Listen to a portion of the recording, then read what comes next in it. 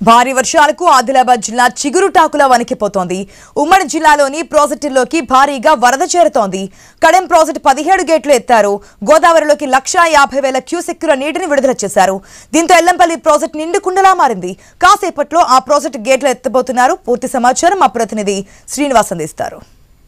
ఉమ్మడి ఆదిలాబాద్ జిల్లా వ్యాప్తంగా ఎడతెరిపి లేకుండా కురుస్తున్న వర్షాలతో అయితే పూర్తిగా ఇటు ప్రాజెక్టులోకి భారీగా వరద నీరు వచ్చి చేరుతున్న నేపథ్యంలోనైతే ప్రాజెక్టులన్నీ కూడా జలకలను అయితే సంతరించుకున్నాయి. ప్రస్తుతానికి మనం శ్రీపాద ఎల్లంపల్లి ప్రాజెక్టు వద్ద ఉన్నాం. చూడొచ్చు, దాదాపుగా శ్రీపాద ఎల్లంపల్లి ప్రాజెక్టుకు భారీగా వరద నీరు వచ్చి చేరుతున్న నేపథ్యంలోనైతే ప్రాజెక్టు యొక్క పూర్తిస్థాయి నీటి మట్టం 148 అడుగులకు గాను ప్రస్తుతానికి 146.5 అడుగులకైతే చేరుకుంది. ఈ ప్రాజెక్టు యొక్క నీటి సామర్థ్యం 20 టీఎంసీలు కాగా ప్రస్తుతానికి 16 టీఎంసీలకు అయితే చేరుకుంది. దాదాపుగా ప్రతి ఏడాది కూడా ఆగస్టు మాసానికి ముందే ఎల్లంపల్లి ప్రాజెక్టు అయితే పూర్తి స్థాయిలో కుండలానైతే ఉంటుంది. అయితే గత ఈ ఏడాది వర్షాలు కూడా లేకపోవడంతో అయితే గత నెల వరకు కూడా ఇటు పూర్తి స్థాయిలో ప్రాజెక్టుకి వరద నీరు వస్తుందా రాదా అంటూ కూడా ఒకంత ఇరిగేషన్ అధికారులు అయితే ఇబ్బంది పడ్డ పరిస్థితులు అయితే ఉన్నాయి. గత 4 రోజుల నుంచి కూడా ఇటు వర్షాలు కురుస్తున్న నేపథ్యంలో ఎగువన కూడా భారీ వర్షాలు పడడం,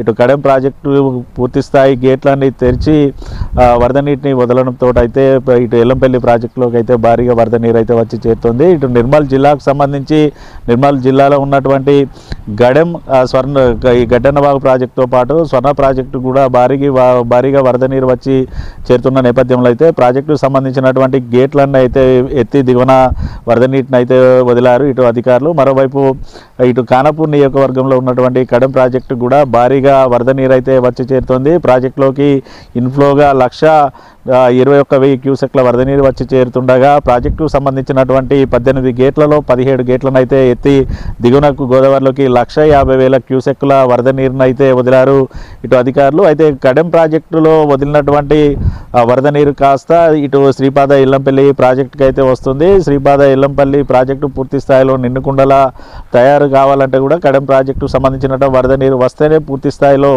శ్రీపాద ఎల్లంపల్లి ప్రాజెక్టు అయితే నిండుతూ ఉంటుంది. ఈరోజు ఉదయం నుంచి కూడా కడెం ఎగువన భారీ వర్షాలు పడ్డ నేపథ్యంలోనైతే ఇటు వరద నీటిని కిందికి వదలడంతో అయితే శ్రీపాద ఎల్లంపల్లి ప్రాజెక్టు కూడా పూర్తి స్థాయిలో జలకలను అయితే సంతరించుకుంది. ఇటు ఆదిలాబాద్లో ఉన్నటువంటి చిన్న మధ్య తరహా ప్రాజెక్టులు అయిన బట్టి మత్తడివాగు సాత్నాల ప్రాజెక్టులో కూడా భారీగా వరద నీరు వస్తున్న నేపథ్యంలో ప్రాజెక్టులకు సంబంధించినటువంటి 5 గేట్లను అయితే ఎత్తి దిగువనకైతే వదిలారు ఇటు అధికారులు. కొమరంభీం ఆసిఫాబాద్ జిల్లాలో ఉన్నటువంటి అడా ప్రాజెక్టు కూడా భారీగా వరద నీరు వచ్చి అయితే చేరుతోంది. ఈ నేపథ్యంలో అడా ప్రాజెక్టుకు సంబంధించినటువంటి 3 గేట్లను లిఫ్ట్ చేసి దిగువన పెద్దవాగులోకి అయితే వరద నీటిని అయితే వదిలారు. ఇటు పెద్దవాగు పరివాహ ప్రాంత ప్రజలు కూడా అప్రమత్తంగా ఉండాలంటూ కూడా ఇటు అధికారులు అయితే సూచనలు చేస్తున్న పరిస్థితులు అయితే ఉన్నాయి. ఓవైపు ఇటు పెద్దవాగులోకి వరద నీటి వదలడం, మరోవైపు ఎగువన కురుస్తున్న వర్షాలతోటి కూడా ప్రాణహిత నదిలో భారీగా వరద నీరు పారుతున్న నేపథ్యంలో ఇటు లోతట్టు ప్రాంతాల ప్రజలను కూడా అప్రమత్తం చేశారు జిల్లా అధికారులు. ఇప్పటికే లోతట్టు ప్రాంత ప్రజలను కూడా సురక్షిత